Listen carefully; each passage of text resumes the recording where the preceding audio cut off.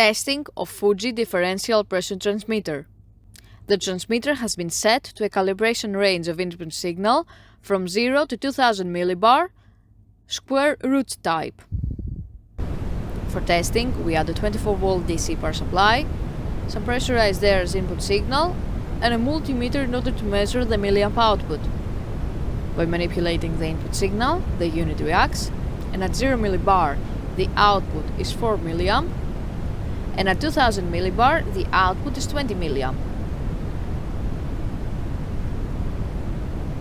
We can also see that the unit does not react in a linear way.